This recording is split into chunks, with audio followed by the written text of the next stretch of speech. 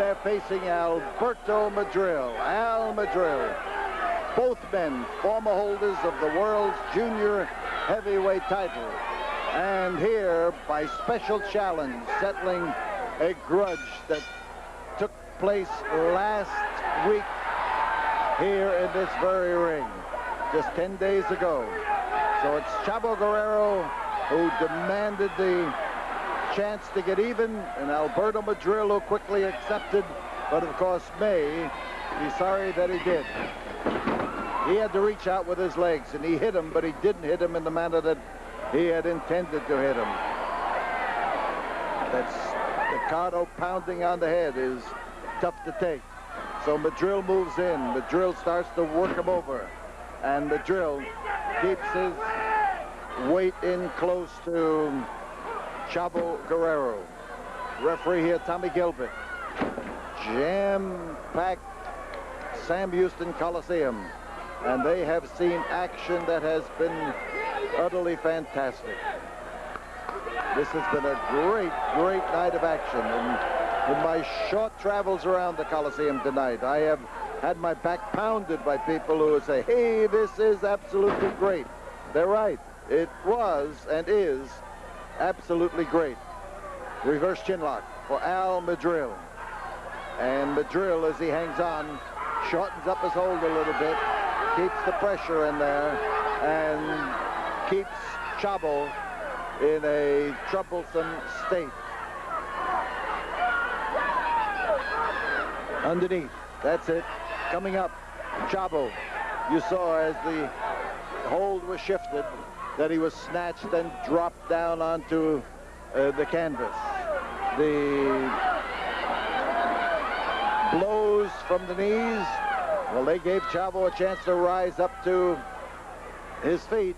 And now as he tries to set Madrill up, he gets a little bit too anxious. You can't depend on the turnbuckle doing all of the hard contact work for you. So Madrill, as he paces up in the ring, is looking for an opportunity for the big blow against Chavo Guerrero. Both these men are as well known in Mexico, in California, in Texas, particularly in West Texas, around El Paso. Chavo's father, Gory Guerrero, was world's middleweight and light heavyweight champion, and raised his sons to make their mark in the wrestling world. So we've got Chavo and Hector and their brother Armando, who have really done that. They have made their mark in the wrestling world, but this match is one on which the reputation of Chavo depends, and he is more than anxious that he should score and score well over Alberto Madrill, but you can't do it that way. He caught a knee in the midsection. It turned him over. He flipped.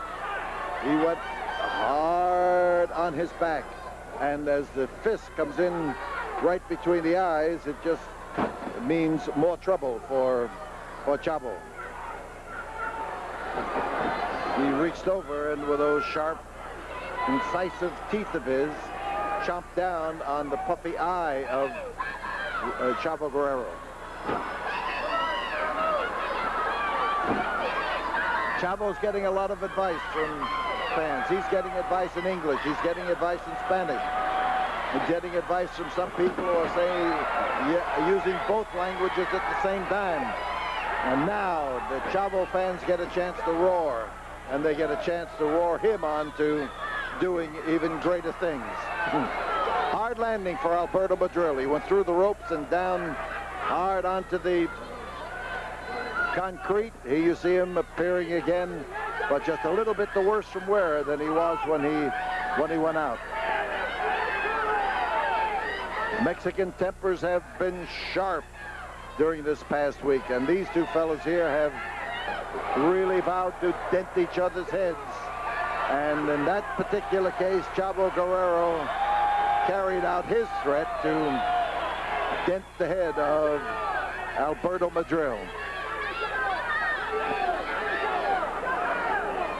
Referee second Pat Hatchell bends over him, and there is no question that Alberto Madrill crash into that, hit the part of his head that is not protected by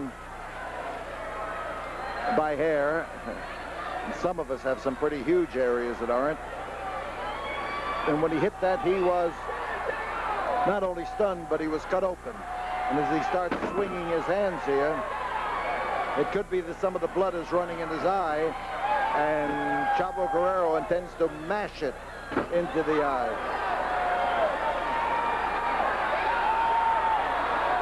I think Madrill is complaining that he can't see, but kind of a complaint doesn't get very far when you have done the same thing to your opponent and tried your best to bust him open. Man down, referee Tommy Gilbert, and he is out of the ring as Alberto Madrill tries to get to work on him.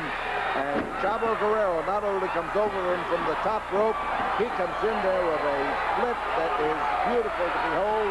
1, 2, 3, and there is Hector Guerrero, who came into the ring and told the 3 count, and